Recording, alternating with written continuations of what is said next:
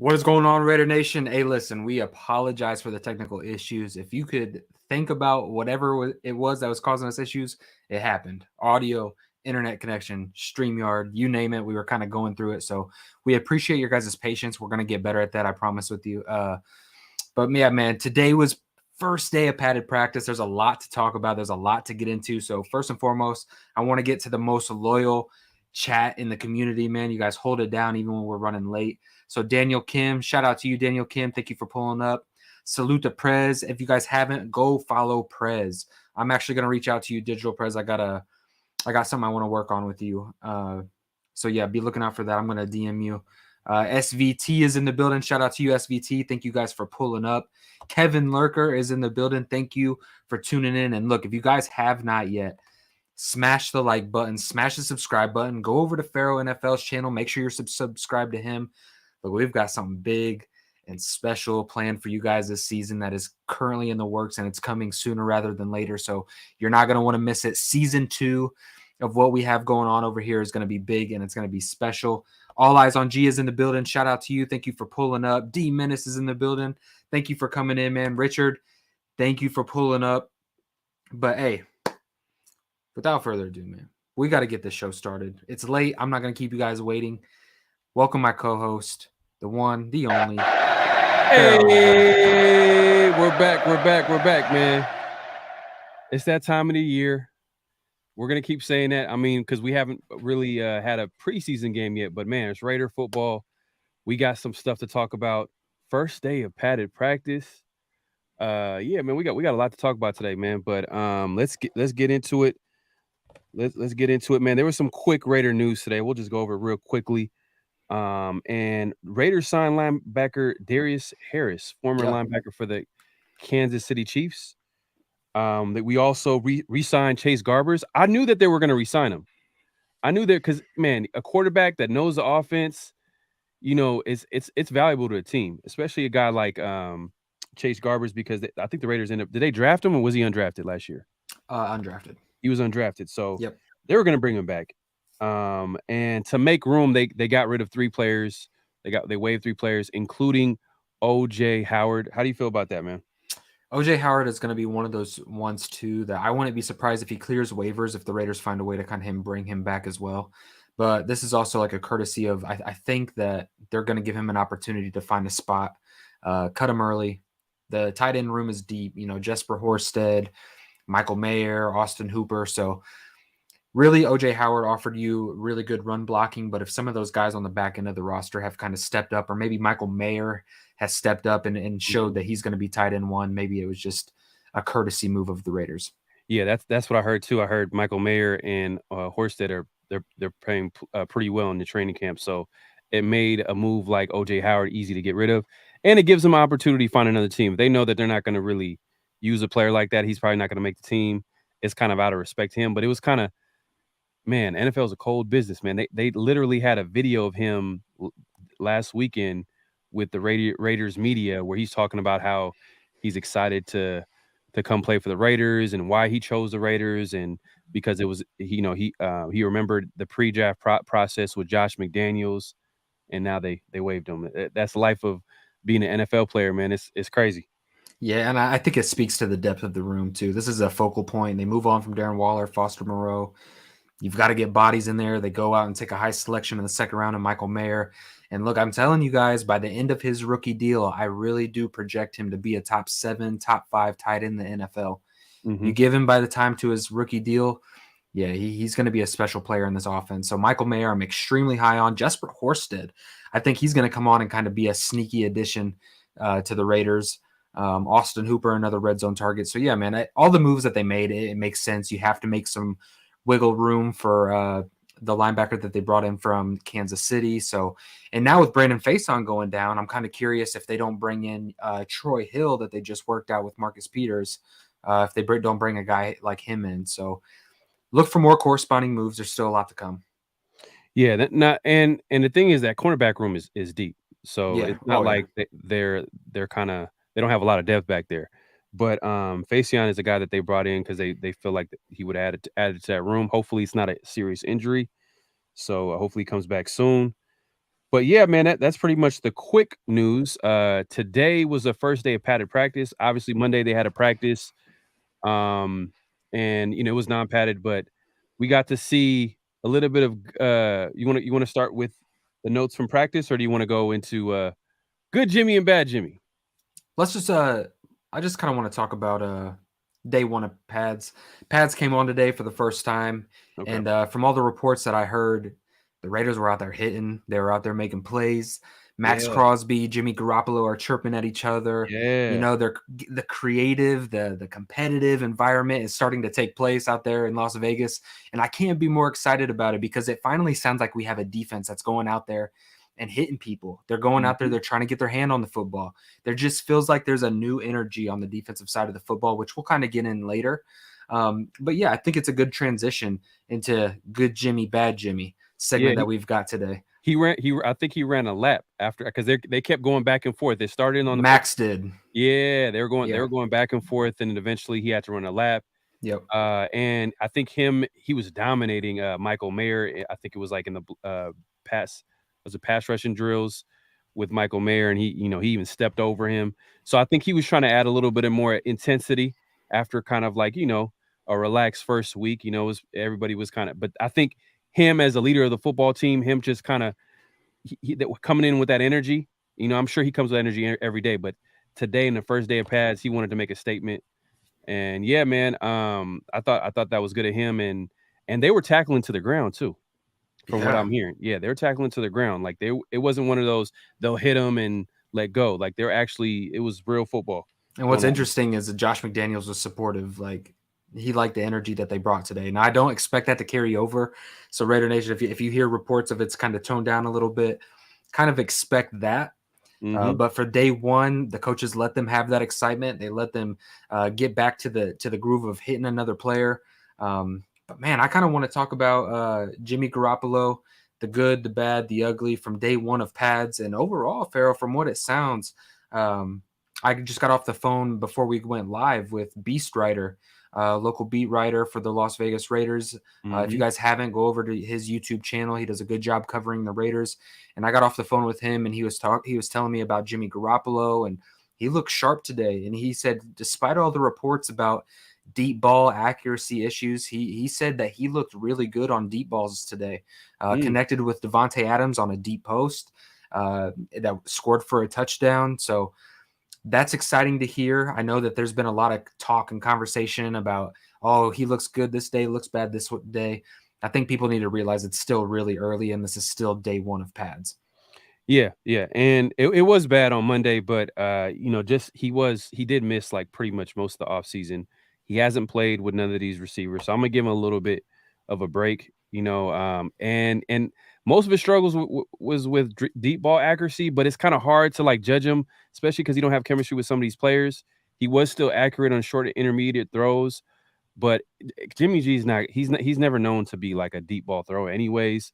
This offense is gonna be built off his strengths, judging off just how McDaniels talked about how, he got together with Jimmy G and he wanted to figure out like what he was good at, you know what I mean? And taking a little bit from Shanahan's offense. And I think Jimmy G kind of talked about that too, which I think that's part of the process of getting him comfortable.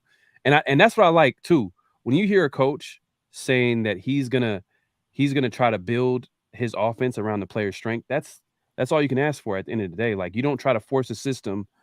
Obviously, you're gonna have to have a system at the end of the day, but then you wanna know what your players are good at. And Jimmy G, he does have some strengths and he does have some weaknesses, but it's still early in training camp to like be talking about his struggles. I mean, if it's a pattern, we should definitely be concerned. But I think him bouncing back the next day on the first day of pads, that's a good sign.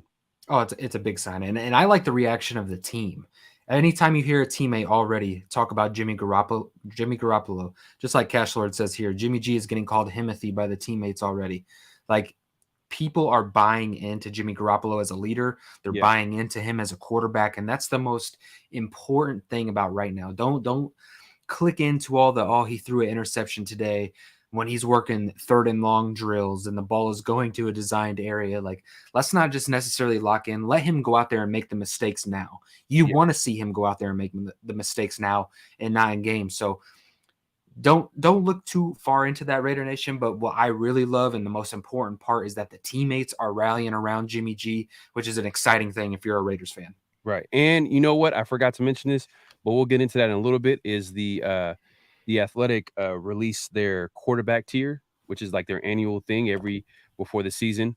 So if you want to make a banner for that, Ray, as Okay. well, we'll talk about that later. Because it's pretty interesting because the people who vote are pretty much GMs, coaches. So it's pretty much how the league views the quarterback position. So Okay. it's a good list to look at. But yeah, man, Nate Hobbs returned to practice Monday. He was wearing a red non-contact jersey after missing the first week with the eye injury, which he got hurt. I think he got hurt playing in a celebrity softball game. He was trying to catch a Yeah. fly ball, and so he's back. He was a full participant today too, as well. I think he played mostly with the backups, so like they're trying to ease him back into the game. See, where is this Himothy? Like, I'm not gonna call I know Himothy. we were gonna make a banner before, and I was like, good Himothy, bad Himothy, and Pharaoh was just like, I mean, you can if you want. Man, hey, man, look, man, I think Raider Ray has a better pulse of Raider Nation right now, man. He called it too. He called it. You should have did it. Yeah, I should have. But no, look, talking to Beast Rider as well, sticking to the offensive side of the football, somebody who was struggling last year mentally. I think he was going through some things mentally. He wasn't maybe in the best shape. Mm-hmm. Hunter Renfrow. Beast was telling me off the line Mm, of scrimmage, off the point of attack, he was out there taking reps with a Nate Hobbs, mm, and he said that Hunter Renfrow looks like he's in midseason form right now. I mean, there wasn't a defensive back on the roster that was able to hang with him. His release at the line of scrimmage looked fantastic. His ability to separate. So look, Hunter Renfrow in this scheming system, I understand that there was all these talks about him being traded, and I thought there for a minute that there was a real possibility that they could move on from him from inside the slot. But from all accounts, it sounds like Hunter Renfrow has had that sit down talk with Josh McDaniels. He openly expressed his mind of where he's comfortable, what he wants to do. And I thought it was interesting with the Josh McDaniels mic'd up video that was just released. Josh mm-hmm, McDaniels had Hunter Renfrow to the side. He's like, hey, look, you see what you have to do. Go do what you got to do. So it just sounds like he's given him that freedom to go out there and have fun playing mm-hmm. football. And that's another thing that you're hearing out of this locker room Yep. is that these guys are getting back to just playing fun ball. They're excited. I heard it from Bilal Nichols, Hunter Mm-hmm. Renfrow, Max Crosby. All these players are talking about how they're just going out there and having fun. And that's where you see teams find success in the NFL. Yeah, man. And the thing is, it's just not Hunter Renfrow. That receiver room is definitely a strength on this team. It's one that they got depth right there. It's not just Hunter Renfrow that's having a good camp so far. Jacoby Myers is having a good catch. Obviously, we don't have to talk about Devontae Adams, but Jacoby Myers is having a good camp. And just overall, the receiver room is pretty deep and it's real competitive. So it's going to be interesting how that room fills out, especially by the end of the training camp, because they're gonna have to make some tough cuts. But yeah, man, I thought it was interesting. Crosby, Chandler Jones, and Nichols were pretty much consistently starting on the D line. It's still early because there's a few players that's injured. So, other than that, the other D tackle spot, John Jenkins and Jerry Tillery, rotated from their spot. But like I said, Byron Young is hurt. I think who else is hurt? Obviously, Neil Farrell. Neil Farrell Jr. Yeah. But you know what's interesting? Malcolm Butler, I guess he's kind of buried on that depth chart then, if they're not really talking about him like that. But Yeah. Matthew Butler. yeah, Matthew And Butler. then there's Adam Butler. Is Adam Butler injured as well? I think he's healthy. Yeah, they didn't mention him as being hurt. But I think Okay. when they mentioned the other D tackle spot, it was mainly John Jenkins and Jerry Tillery that were rotating back and forth. So Nichols, Chandler Jones, Crosby were pretty much mainstays. And then also, what I thought was interesting is Marcus Peters obviously was the starting corner, but on the other side was David Long Jr. So he has the early lead on that other cornerback spot. We kind of can assume that Marcus Peters is going to be that starter. Obviously, they just signed him. He's that veteran. He has the most experience. He's going to have that spot until something crazy happens. But other than that, Duke Shelley and Jacorian Bennett were the other two corners that were coming in, rotating in after that. But yeah, man, I think our cornerback room, they've been real competitive. They've been real competitive, and that kind of contributed to the struggles Jimmy G had that Monday practice. A lot of Yep. people talk about Jimmy G struggling, but hey, the defense, they kind of they've been real competitive. But like I said, it's early in camp. We're gonna talk about this, but as we see patterns, we're gonna point them out. And But I think it's a good sign that we're seeing that the cornerbacks are real competitive, especially when Devontae Adams is in there. Because think about it, iron sharpens iron. When you got the best, arguably the best receiver in the game, the corners are gonna be they're gonna want to go against them because if they make a great play against the best receiver, the confidence level they're gonna get, and that says a lot to Devontae Adams. When you have a great player like Devontae Adams, look how he impacts the team from the receiver room, from defense, just over everybody is going to be one they want to bring their A game. So, but yeah, it was a good first day in camp, hey, first day of pads. and yeah, oh yeah, for sure. And word from camp as well is Jacorian Bennett might honestly crack into the starting lineup here sooner rather than later. I hear Jacorian is doing a phenomenal job at the line of scrimmage. He's got makeup speed. It transitioned with the pads came on. Now it's just one day. Watch Jacorian Bennett because this might be a steal of the draft. You know what I mean? Not steal of the draft for the Raiders draft class, I should say. Yeah. Jacorian is going to really compete. David Long Jr., guy that I was high on early on in the season for being a long press man corner. With Brandon Faison going out, it really opens up the door for Duke Shelley's Jacorian, David Long. So I'm Yeah. kind of curious because if Jacorian can land into that starting lineup, who's to say that Jacorian can't go play on the outside perimeter with Marcus Peters and maybe Nate Hobbs moves back inside the nickel? I Mm, think that Nate Hobbs isn't guaranteed a starting spot on the outside this year. I think mm, that the outside boundary corners are that good.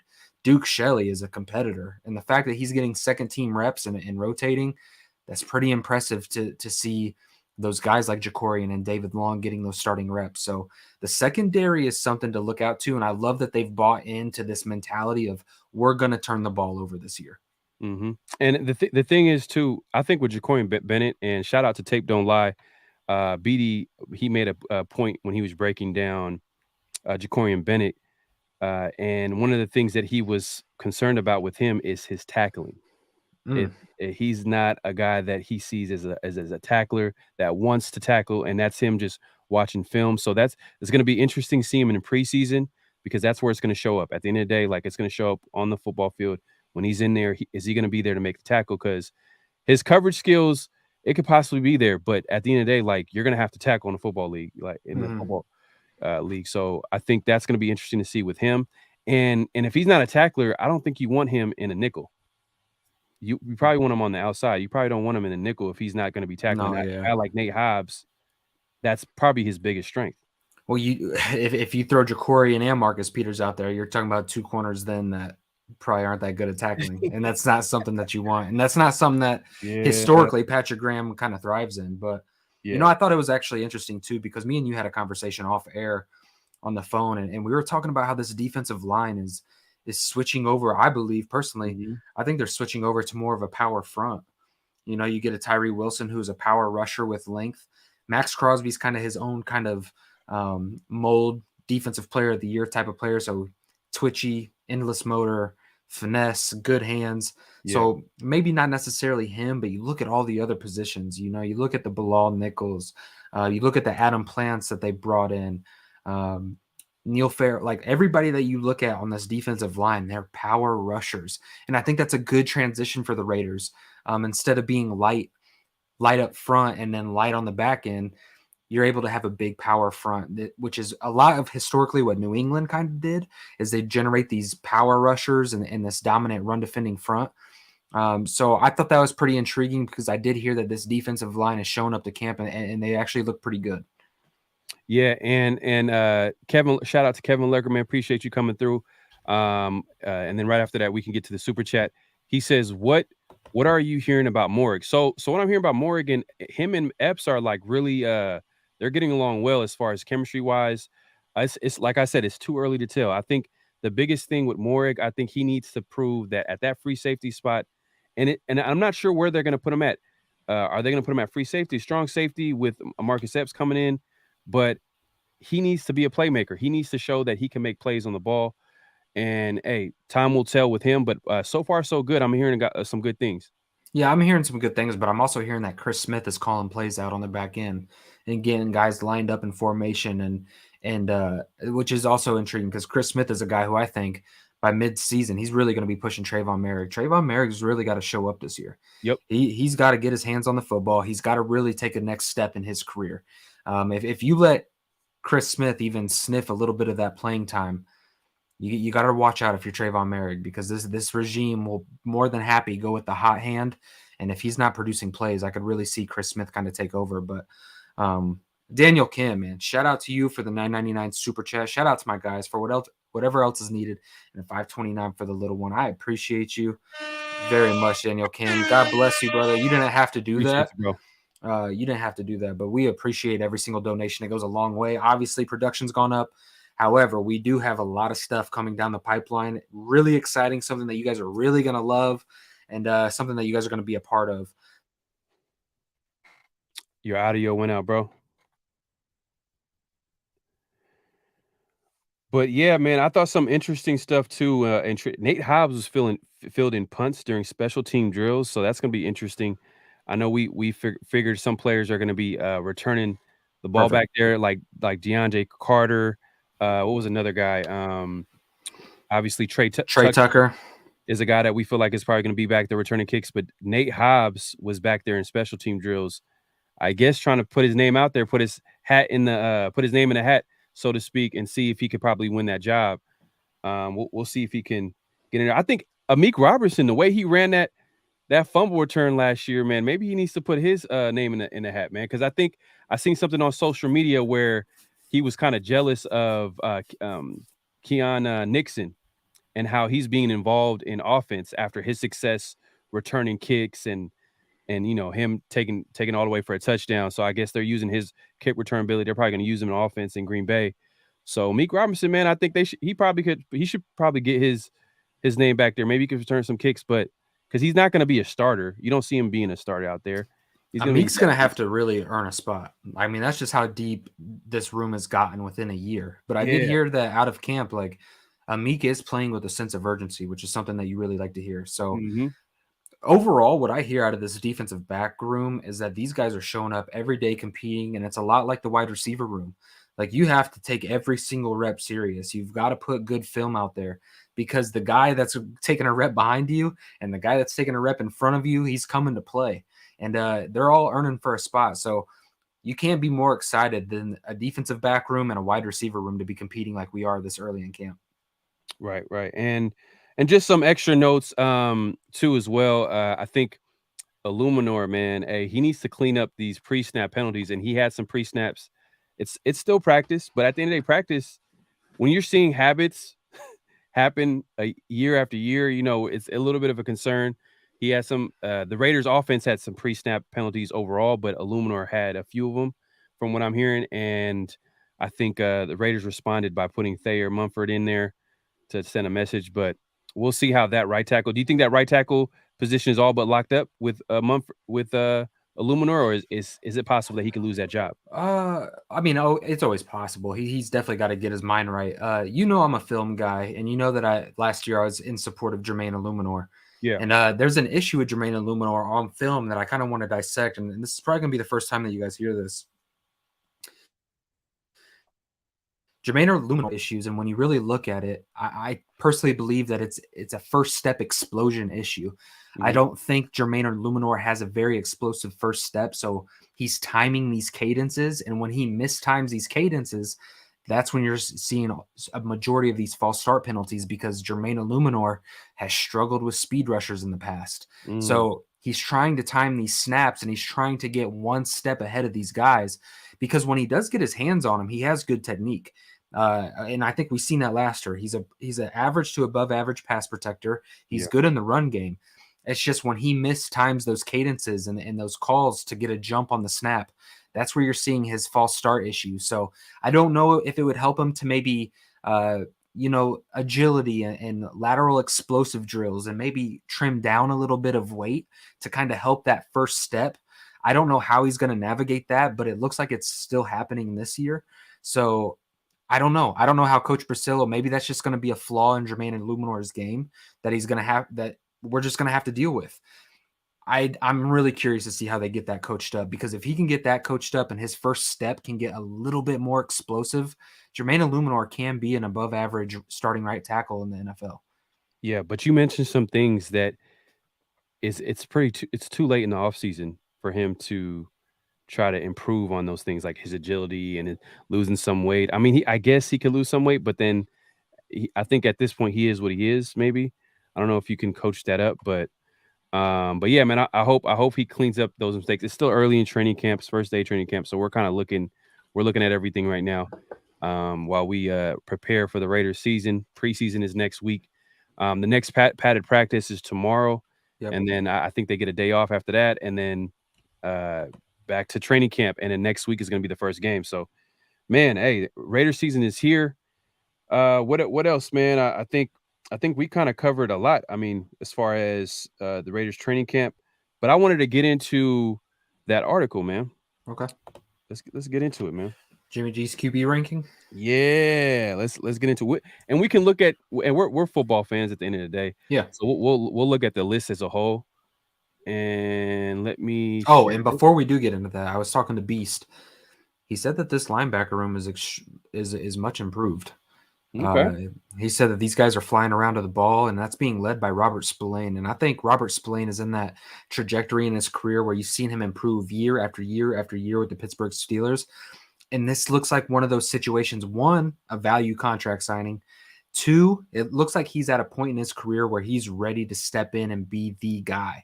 And I think we're seeing that. You hear it in the press conferences of him saying, a Super Bowl mindset. That's what Bilal Nichols says of the guy. He's got a championship mindset, and those are the type of players that the Raiders need, especially at a bargain bin deal. Yeah. So to see Robert Spillane get a green dot to go in there, go downhill, and kind of set the tone for the linebackers, I think that should fire anybody up. Yeah. And let me go ahead and just zoom in for y'all, everybody to see. Hold on one second. Let's see. Man, let's see. Dodgers everything. Yeah, I did see that. I think that they've been open this whole time to kind of talk to him. I think this is really in Josh Jacobs' hand. And look, if you sign the franchise tag, you're still a top 3 paid running back in the league. But I'm going to say this. If Josh Jacobs signs a franchise tag, it might be one of those situations, since they didn't get a long-term deal done. He might sign the tag and he might move on next year. He might find a new home next year and kind of sign the tag to make his money. But we'll kind of see how that plays out. But that's just kind of what my gut tells me. Okay, so now I don't know who's going to be the number 1 player. I think it might be. No, I'm just playing this.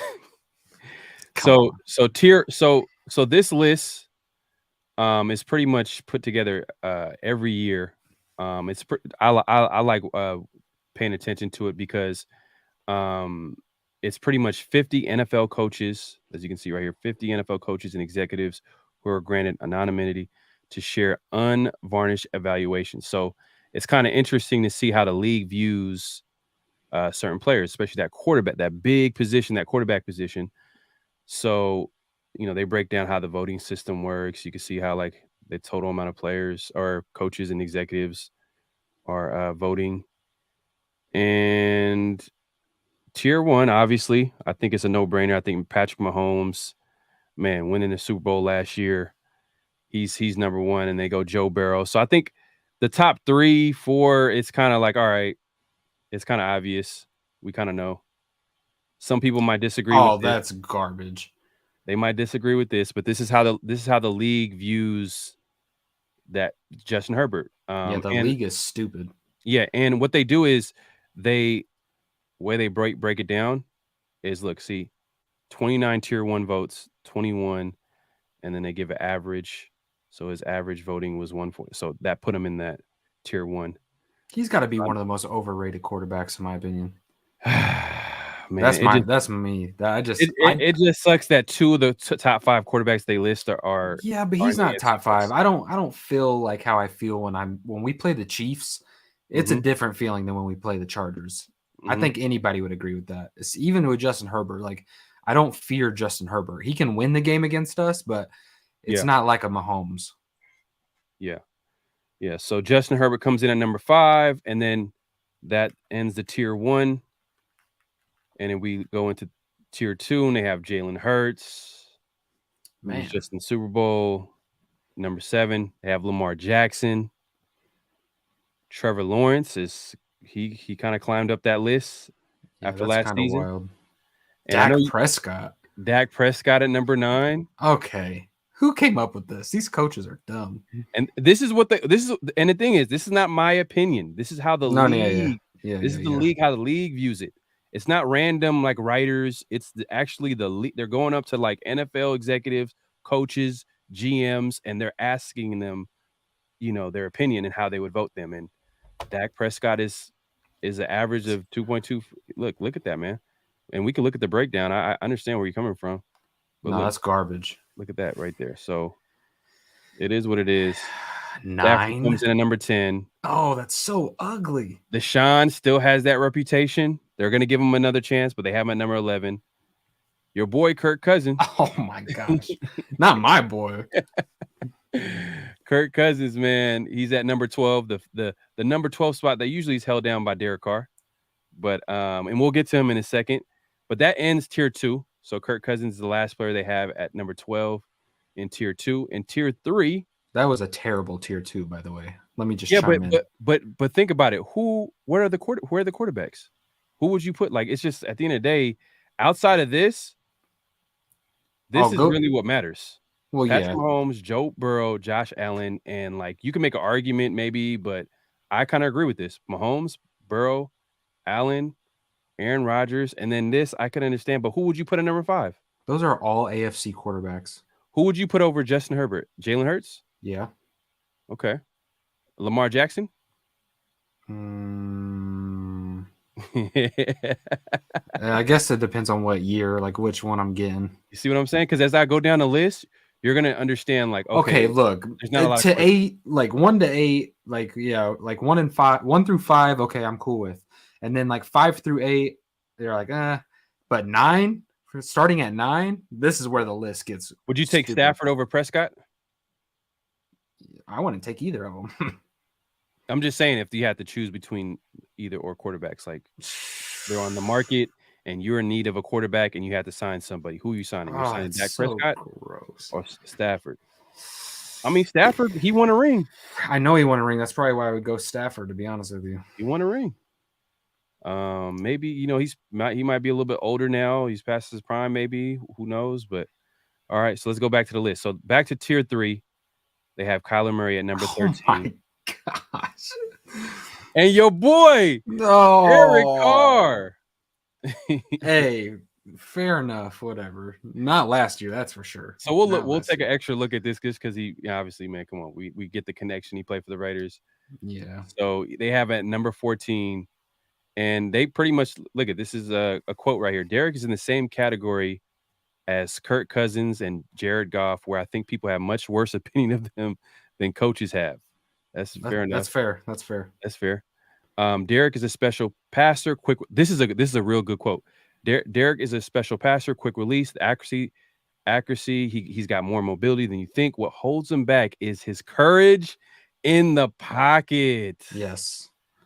So they kept it real. They weren't lying. That's part of this entire article so far. Yep. Courage in the pocket. When I read that, I was like, oh yeah, damn. That's pretty much his reputation. Like, people question if he's tough in the pocket. Thank you, Digital Prez. I was thinking the exact same thing. Thank you. But he can throw it. He can be really good. Decision maker, super sharp at line of scrimmage. Can see it. I'm higher on him than most. All right. So boom, boom, boom, boom. So yeah, man, they have him at number 14. But he's not a Raider anymore. So who cares? So and they still have him. Damn, Jared Goff must be really bad. Like, what? Jared Goff he had a better season than DC. Yeah, but they still think he's better than Jared Goff, even after. Yeah, that's stupid. Even after that season, they got Russell Wilson number 16, 2 at number 17. Oh man. And your boy. Oh, there's Timothy. Jimmy Garoppolo is at number 18. And look at we'll read this. We'll go through this. Okay. Voters want to see how Garoppolo performs I felt like this was very interesting. How Garoppolo performs for Las Vegas without Kyle Shanahan's system, without an elite defense on his side. They also want to see him stay on the field. he's been with teams that could run it, and they do have a good back, Josh Jacobs, and they will probably hand it off a fair amount to take some pressure off, which could be good for Jimmy. An offensive coach said he's a 3, but a good 3. Plays like a 2 a decent amount of time. Garoppolo's knowledge of Coach Josh McDaniels' offense should help him, but with the offense itself, will the offense itself help him? This is going to be a whole different world for Jimmy back with Josh, because now completions are first. In the run game, yes, Josh is going to call it, but they don't live in the wide zone. So I thought this was interesting because people were kind of, I remember you kind of mentioned this before in the past. You're like, Kyle Shanahan, his offense might not protect quarterbacks because they tend to get hurt.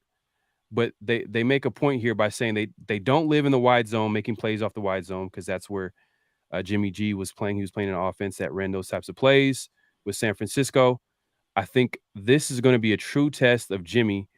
Where exactly are you at in your career as an NFL quarterback? Then you throw in durability factor. Obviously, we all question that. But they also say coaches think Shanahan's system protects quarterbacks by limiting their exposure to more difficult drop back passing situations. Coaches also think the limited exposure to drop back passing makes San Francisco and its quarterbacks less prepared for drop back passing when it's required. I thought that was interesting, because what they're trying to say is that since they don't incorporate that in their offense, that drop back passing, Jimmy G's not ready. Yeah, he's not in rhythm, to be successful. Yeah, no, I don't agree with the take. I would say the best part of what this said was the part of talking about they're going to hand it off a decent amount of time. He excels with the run game. He's a 3, but a good 3, plays like a 2 a decent amount of the time. That's fair. Okay. I would say he's probably in that second tier. He's a middle of the pack quarterback. But obviously Jimmy, I'm going to read the last bit. Jimmy is obviously a system guy, probably on the lower end of the 2s. A defensive coordinator said, I'm sure a lot of people will have him as a 3. He can make throws on either intermediate and short level consistently well, which is something that we're probably going to see a ton of, specifically the dagger concept, how we attack the seams vertically, how we utilize running backs out of the backfield. Mm-hmm. All of these things are probably going to be where Jimmy G excels. And, I like the communication that Jimmy and Josh has openly had. It's a much different tone than last year with Derek Carr, when it was about DC getting on Josh McDaniels' scheme, as to where this year it sounds like there's a lot more collaboration going on in this offense. I think there's a lot more pressure on McDaniels too. Yes, and he knows that. Yeah, he knows it. He knows it, that this is probably his last shot. And he took his time. He went to the Colts and said, you know what, never mind. I'm going to go back to the Patriots and coach. And he literally picked the Raiders because obviously he made himself available. And he got his guy. He got his guy, Dave Z, to come with him. And this is his last shot. If he messes this up, people are going to be talking about this. They're going to be labeling him a coordinator. Hey, where was Dak Prescott again? They had him at number 9. Okay, let's be honest. Is there a huge gap between Dak Prescott and Jimmy Garoppolo? I'll take Dak over Jimmy G. Pharaoh. Because the mobility. Come on. I think he I like that he's big. I feel like he can move around a little bit better. But Dak is just he's just in that tier too. Like, I'll take Stafford. I think this is kind of messed up right here. I think I'm taking Stafford over Prescott, but still, that list is even wild. But you know what? To be honest with you, look at the quarterbacks. They're all kind of the same. In that, you know what I mean? I mean, there is a big same. Not like Jared Goff at 15 is just straight disrespectful. Yeah, I'm taking Jared Goff last season over Dak Prescott. Yeah, but I think that offensive coordinator is pretty legit too. For the Lions, but what have you done for me lately? Okay. So then you would take Geno Smith. Guess where they have Geno Smith? 19. Oh my gosh! Oh my gosh! Justin Fields. Oh, the disrespect. Yeah, but this is how the league views the player. Like Tannehill, come on, he's not that good. Jones, I think it's kind of messed up because that last season the coaching staff was just terrible. But look at the quarterbacks. I mean, outside of the top 5, everybody is just kind of like, who's having a good year? Hey, I agree with you, SVT. SVT, what do you say? I threw up in my mouth a little bit with your take. You talking about me? Yeah, he's talking about you. I don't know if he's talking about you, but I'm going to say he's talking Oh, about you talking you. about Dak? Oh, come on, man. Dak's garbage, bro. You think he's garbage? Yeah, I think he's garbage. I don't know. I don't know, man. I'm just saying. Jared Goff was better. I don't know, man. I think if Dak played with San Francisco, I think. Oh, stop it! I think they'd be in the same position. They'll be winning games. They'll be going into playoffs, making playoff runs. That's how good San Francisco is. Then he gets hurt. Yeah. They'll be in the same position. Okay, so what you're saying? So what you're saying is they're the same, or are you saying what I'm saying is Dak Prescott has about the same health as Jimmy Garoppolo, if not worse. Okay. Where would you put Jimmy on this list? I think Jimmy is a solid player, but where would you put him? They have him at 18. This is how the NFL views him. They have him at 18. Go up a little bit because you would have to move a couple of these around, like not just Jimmy. Damn, this is how the league views him. This is sad. I would probably, dude. They have Tua over him, dude, and Russell Wilson. Russell Wilson was bad last season too. Oof. Go up a little bit. Derek Carr was terrible last season. The disrespect to Jimmy G, it's pretty bad. If we're going based off of this list and last year, I mean, you're gonna have to put him. Yeah, he's not right here. You could make the argument like 13 or 14. So you're saying that he could be 13 or 14? Okay. I think he is on the border of that tier 2, tier 3. Like Kyler Murray did not play good at all. DC did not play good at all. Like I could see him in that range. I think Jared Goff is better though. I think what it is that they're saying that coaches would rather get Kyle Murray. They would rather work with Kyle Murray. Like the GMs and coaches would rather work with Kyle Murray because they feel like there's more upside. Same thing with Derek Carr. There's more upside compared to Jimmy G. Jared Goff, more upside. Russell Wilson, more upside. Obviously, the experience, the success. Because Jimmy G, the thing about Jimmy G, what puts him at 18, I think is his injury history too. Yeah. And look what they said. Key thing right here. Jimmy is obviously a system guy. Yeah. So I think his big thing is the injury. He's been injured damn near every year, pretty much. Is DC a system guy? I don't know what DC is, to be honest with you. What did they say about DC? Let's look at DC real quick. They could have got a better picture for him too. Everybody else is like in game uniform. I mean, come on.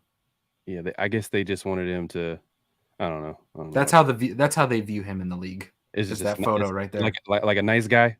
Yeah, that's how they view him. You know what I did like though? I like that Jimmy G was talking some mess, and I think a lot of the players, especially when he first came, like a lot of players when they're talking about Jimmy G, they're calling him a dog. They call him tough. They call him Himothy. I'm telling you, he's winning this locker room. No, he is, and he did in with San Francisco. His leadership was never in question. It's just his talent. And everybody that's in the building, man, we've got 40 people in the building. So if you guys can, we should have 40 likes. That should be the standard. So 40 likes, man, it's free of charge. It helps us boost us up the algorithm. Subscribe to Pharaoh NFL. Subscribe to Raider Ray. Moderators, if you guys can put the links, man, thank you guys very much. But yeah, man, hey. I hate Kyler more than the Chiefs, the Niners, and split pea soup. Man. You hate Kyler that bad? I think you know what it is too. I just hate that they had to like really put that in his contract. You know what I mean?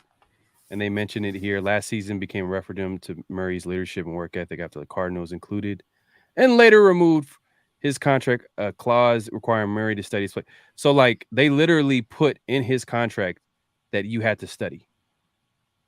and then they later removed it because I think people found out and they got backlash and it was just a bad look. So is he going through that Michael Vick phase? He's not as good of a player as Michael Vick, but you know how Michael Vick, he admitted that he never really studied, like, until he didn't really study game film until he got to like to the Eagles. Hey, when you're making 240 million or whatever the case is, you can get comfortable pretty easy. That's crazy. If you're not studying game film, you're like literally showing up to the game off your talent alone. And he was Michael Vick was a crazy player, bro. Hey, look, these joint practices coming up though. What are you looking forward to? What is going to stand out to you in these joint practices? Let me remove this out the way. I'll take it off. Yeah, no, I got it off. So they got a joint practice coming up next week. What I'm looking forward to, I'm looking to see how the players respond to competition, playing against players that they're not used to playing. You know, because they kind of been playing against each other almost every day now, every other day. So now they have a chance to go up against a talented team in San Francisco. So I want to see certain. I want to see how the cornerbacks play. I want to see like, is it gonna be pads?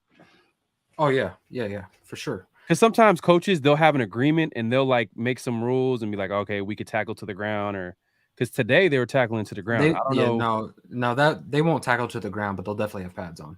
Yeah. What I'm excited about though, because I've been looking at the 49ers basically to get a gauge at where their team is as they come into this joint practice. Mm-hmm. And apparently their quarterback situation is not looking good between Brock Purdy, Trey Lance, and there's a lot of the fan base that's actually asking for Jimmy G back. Like, why did we get rid of Jimmy G? So I think it's just kind of ironic how that kind of looks to hear their fan base, to hear their community kind of talk about that. I just thought that was a little bit ironic. So it's going to be interesting to see Jimmy G go against his former team. And really, it's going to be a big gauge of where this defense is because I want to see, and where the offense is, because I want to see this defense go out there and create turnovers against the 49ers joint practice. I want to see high energy, high effort. I want to see Max Crosby chirping. I want the defense like Robert Spillane to follow along. Maybe Marcus Peters gets involved. If those veterans can buy in and they can really start to pave the way for the tone and the energy of the season heading into the preseason, look, where we could be talking about a defense that's starting to kind of turn the corner. Not top 10. We're not going to talk like that at all. But maybe a defense that's starting to find some confidence and maybe can start to create turnovers. I think that's what I'm more excited about seeing. Yeah, and I definitely want to see the offense match up against their defense, but it's still early, man. I don't know if we could gauge too much from the preseason, but we'll talk about the things that we feel like are real and some things that we're gonna wait and see. But yeah, man, hey man, it's been a pretty good show. Let's get into the chat, man, because we kind of been ignoring them a little bit. Let's see what their thoughts are, man, because we kind of been joking around looking at this list. SVT says, you guys think O'Connell gets most of the burn in joint practice since we don't want Jimmy G to get hurt? You want to take it or me? No, I think so. I think preseason, definitely he's going to be taking most of the reps. I think this joint practice is where Jimmy G is going to be playing the most. I don't really think Jimmy G is going to play just based off previous years since that joint practice thing has come about. Usually that's where most of the starters like play. That's where the coaches kind of like gauge where their starters are at, and then they use the preseason to figure out who's going to be on the team and who's not. So I think O'Connell is going to be. We're going to see a lot of O'Connell in preseason. And as far as joint practice, remember that Jimmy Garoppolo is on a schedule where he'll be on like 2 days off one or on 1 day off the next. So don't even be surprised if he gets a ton of reps with the 49ers. Maybe he starts for those 2 days and maybe he sits out training camp, maybe 1 or 2 of those practices as well. So, yeah, I do believe Jimmy G is going to get majority of the reps going against the 49ers. And then when you look at the preseason games, I think that's when Aiden O'Connell is going to get a ton of reps. He's probably going to play a whole half, to be honest with you. So I think Aiden O'Connell is going to get a lot of burn this preseason. And shout out to Chase Garbers, man. He's back, so he's probably going to get some burn too. Yeah. Do you think Brian Hoyer is going to make this roster? I just hope. I don't want to see Brian. I don't even want to see him play. If SBT earlier said he threw up, I would throw up too. If I seen Brian Hoyer on the field week 1 or week 2 or any of the weeks. So yeah, Brian Hoyer's probably in tier 3 of that list you just read. Hoyer, damn, shots fired. But you know what? To be honest with you, that tells you it tells you a lot about where the league is at the quarterback position. It's really 5 quarterbacks and everybody else. Yeah. You know what I mean? Like it's Yeah. and maybe even less, maybe 4 or 3 where you feel like, okay, these guys could win you a ring. And then everybody else, you kind of have to build a team around. Oh, dang, DP. Crazy list. Aiden O'Connell will be number 5 next year. Don't worry, Ray. He'll replace Herbert on there. Oh man, Prez throwing shots, man. He's throwing shots I already. support it. Hey man, I hope that's the case. I hope Aiden O'Connell is that guy, man. Hopefully he could show us what it's gonna look like. Cause I even heard Renfro talk about him too. He said, hey man, if he comes in the game, like we're gonna be there ready to follow. So that big words coming from a veteran, man, Renfro.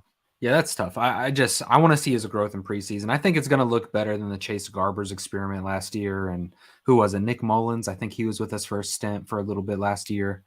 So Aiden O'Connell, I think, is a clear upgrade. I think that's why they felt comfortable as well moving on from Chase Garbers. But hopefully, man, I want them personally. I like Chase Garbers last year just based off of his athletic ability, and I just want to kind of see him continue to grow. I would much rather have Chase Garbers and Aiden O'Connell than Hoyer. Like, you know what? Hey, I feel like putting you on the spot. Just before we close it out, like, hey, so we seen that. If you want to go back to that, should I share that page? Share the list real quick. Yeah. So you're good with the top 5. Those are the 5 quarterbacks in the league right now. Well, I don't think Herbert's a top 5 quarterback, but you'll have him at number 6. I don't know. Do you want to pull that list back up? You want to do your top 10 real quick? Top 10? Top 10 quarterbacks? Top 10 quarterbacks. All right, let's do it. Your own top 10. This is all opinion based, you know what I mean? Okay. Our preference. Based off of last year or just overall? Just overall. Like if you just had to choose a quarterback, and if they were available. Gosh. Okay. Let's do this. Let's do it. Where's your list? Come on, man. Let's see here. Boom. Chat, I want you guys to get ready. Already to see just it? Absolutely flame me. Okay. Go back up. All right. So if y'all missed it, top 5 quarterbacks are Mahomes, Burrow, Josh Allen. We can all agree that's probably the top 3 quarterbacks right now. And then Aaron Rodgers, we'll put him at number 4. We can agree with that. And Ray saying, Justin Herbert is not number 5. So you want to start there after number 4 and then Yep. Go down because I already got a name. Okay, so we got Aaron Rodgers number 4, number 5. He's saying Herbert is not number 5 in the league. Who do you have? My number 5 is going to be Jalen Hurts. Jalen Hurts. Okay, so number 5 will be Jalen Hurts. Okay, he was just in the Super Bowl, so respect to him.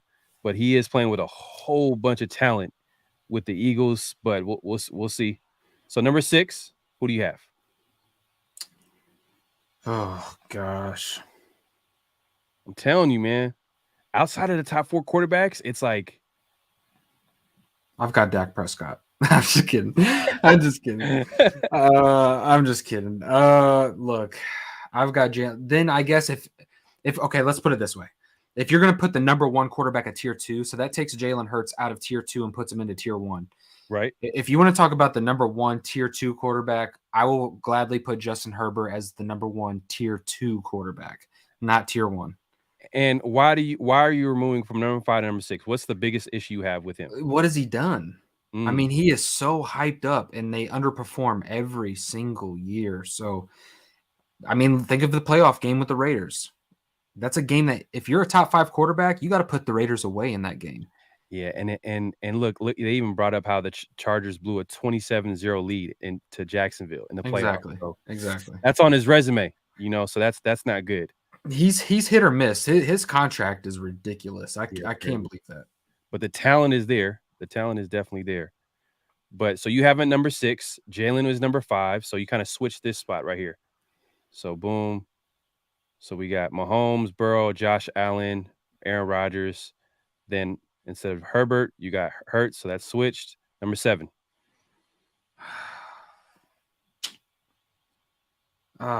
Dude, this is where it gets weird.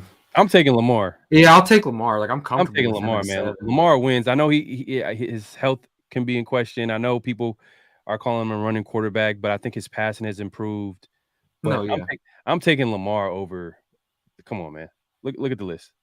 Yeah, because there's just such a strong dip. Deshaun of yesteryear would be higher, but even Deshaun right now, he has a lot to prove. Hey, hold on. So we've got Lamar at 7. Okay. And Gosh, then 8. I mean, you see what I'm saying? Trevor Lawrence at 8 though. That's just I ugly. know. This is hard. This is actually really hard. Yeah. Because I don't think Trevor Lawrence is a top 8 quarterback, but when you start looking at this list, it's just You start looking at the league and the quarterback position, and you realize, like, wow, like there's only a certain few that are really like great quarterbacks. hey, I'm taking. Oh, okay, are you going to take Deshaun Watson over Dak? I am. If I'm thinking long term, Deshaun is scaring me a little bit, but I'll take Deshaun at number. You could argue you could probably take Deshaun over at number 6. What? At his no, not right now, not right now. Oh, Not right now. okay. I'm just saying, like at his best, at his peak, when he was Okay. really good. Like on this list, like you could make an argument that he could be as high as number 6. But as of right now, what he showed last year, ooh. So you're gonna take Deshaun. Hey, look, this might be a bold take, but at 8, give me Jared Goff, based off of Jared Goff. based off of last year's performance alone. Let me look at the chat real quick. I just want to see. Did SVT? Did you throw up there? Mm-hmm. Based off, okay, Trevor Lawrence or Jared Goff last year. I'm not gonna lie. I don't know what Trevor Lawrence did last year. I'm sure it was better than what he did the prior years, but the prior years weren't that great. I feel like Jared Goff played well. They're both to me not like, I don't know. I'm not in love with Trevor Lawrence as a QB prospect like everybody else. So I don't know. Okay. So you have Goff at number 8 because Now, so are we doing this as if like I'm starting a franchise and I'm running it? This is just your top 10 QB list right now. It's so hard, dude, because there's so much context. Like, if you're telling me I'm starting an organization, yeah, I'm probably gonna go with Trevor Lawrence with upside. But if we're going off of last year's performance, I don't know, bro. Gosh, this is hard. Yeah, I might stick with Goff. All right, so okay, so you have Goff at number 8, and then number 9. Give me Trevor Lawrence. Okay, number 10. Go down a little bit because I don't think it's one of those guys. Yeah, I'm not gonna lie. Quarterback list right now is so nasty. Like it just. Oh my gosh! Just looking at the league and the quarterback position, it's pretty. Give me Kirk Cousins. Kirk Cousins. Oh my gosh! At number? 10? Did you say at number 9 or 10? 10. I don't know, dude. How do you pick between Dak Prescott, Matthew Stafford, and Kirk Cousins? Because I get it. Like if you said, "Oh, Matthew Stafford, yeah, he's been to a championship," I get it. But I don't know. DC for number 10. He said Herbert or Lawrence. Okay, right here, SVT, I would probably say Herbert, but I don't know if that's just like the hype side of me saying Herbert. You know what I mean? Like I just don't think either one of them are great. I agree, Jack, man. I don't know. I like the one guy on this list that you had. I just Goff at number 8. Yeah, Jack, because we're talking about last year. We're not talking about as a whole. We're just talking about recent production. Like, okay, so Dak Prescott is not better than Jared Goff last year. Okay, so okay. So just put some context to this list that we're making right now with Ray. It's right now based off last season. Yeah. What have you done for me lately? What have you done lately? But then when you put it into context, like damn, like 11. What? Like Deshaun Watson, that's ugly. Because he only played 6 games, and look, they even said he played bad. Look. I'll tell you what. When we played him, it was bad. A defensive coach said it was real shaky. This is what. Only Mayfield and Joe Flacco ranked lower than Watson last season in EPA per pass play. Yeah, that is garbage. So he has a lot to prove. especially with that huge contract. Yeah, thank you, Raider Alex. I don't buy into the Herbert thing. Like he is one of the most overhyped. Like the media has just pumped his stock up, and I don't know why.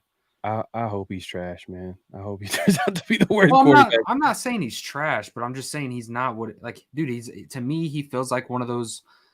He's a tier 2 quarterback. No, If I'm being he honest. definitely gets more credit than he deserves. I think it's has a lot to do with his talent, but Yeah, at I the think end of Trevor's too high too. I think he had one decent year last year, and it was decent.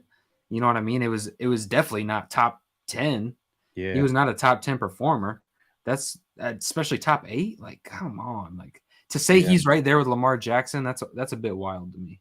yeah, yeah, yeah, man. Look after number 4, this is where a lot of people can go a lot of different directions. I think Jalen Hurts deserves to be up there. Lamar Jackson's, they've been pretty consistent. And obviously they use their legs a lot, but come on, man. Hey, if Trevor Lawrence can be at number 8 with 25 touchdowns and 8 picks, my projection is Timothy Garoppolo is going to be number 9 this year. Hey, if Garoppolo dominates this year, oh my god, I think that'd be the craziest thing. If he dominates, Uh, it could happen, bro. It it could could happen. happen. It's a possibility. I If mean, he goes to the playoffs with his third team, like look, when you hear McDaniels say that, and Jimmy G also says this, that he got together with McDaniels to talk about plays that he did well with Kyle Shanahan in that offense. So he's obviously looking at like his strengths and weaknesses. You know, McDaniels knows Jimmy G. You know, he knows his skill set. He knows he wants to succeed as much as possible, as much as anybody else. So, you know, and he has all the weapons, bro. Like he has all the receivers, the weapons.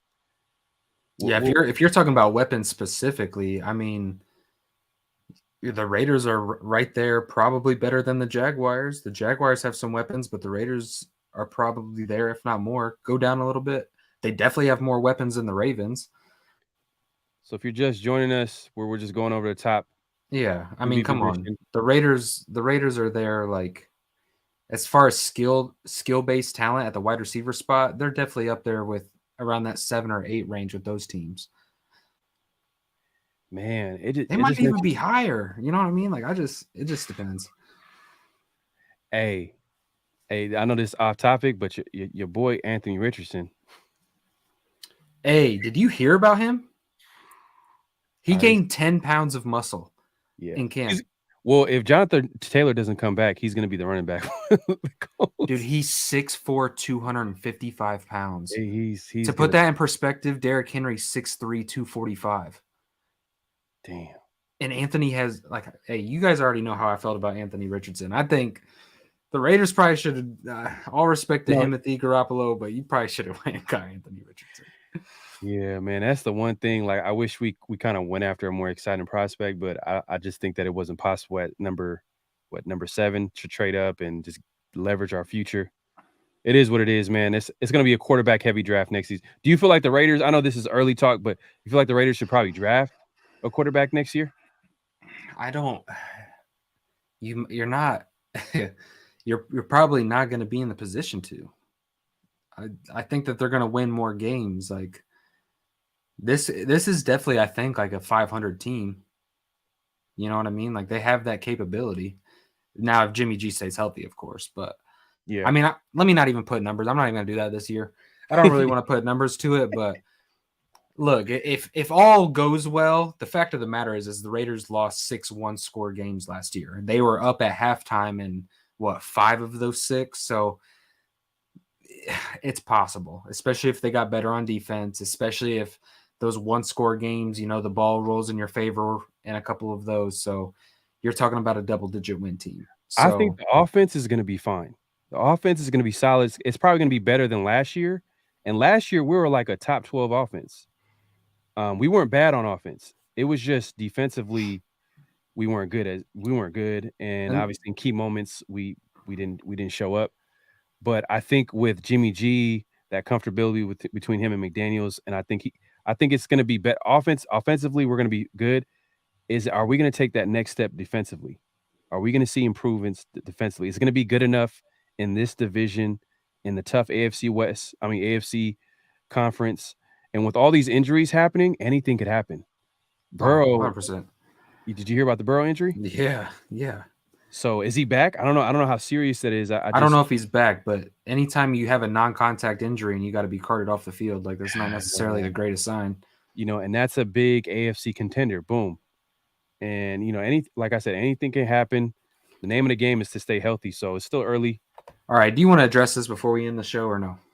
Do you even want to dabble into it? Put up a poll. Are the Raiders better with I think they're better. They're better. Yeah. I think they're better. Not because Jimmy G is better than Carr. That's a whole different argument. I do think Carr might be more talented. I think Jimmy G is just a better fit. Yeah. He's a better all-around fit. He fits with this regime. He fits with the coaching staff. He fits in the system. He's played in it. He was drafted in it. He knows the coaches. You name it. I think he's going to be better in this offense. So I think if you put it in that way, in that question, I think the Raiders are better with Jimmy G for sure, no doubt. And do you want to put a poll before we head out? Your audio went out. Yeah, I think you can put a poll. I think. Let's see. I think the you kind of made the point of like talent wise. You can hear my audio, right? Yeah. Okay. You made a point like skill wise, like they both do different things, Jack. And I think Derek Carr can push the ball down the field better than what Jimmy G can. But I think when it comes to where this team struggled was one, the red zone with Derek Carr. And yeah, can you make the argument that, hey, maybe this wasn't all on Derek Carr for sure?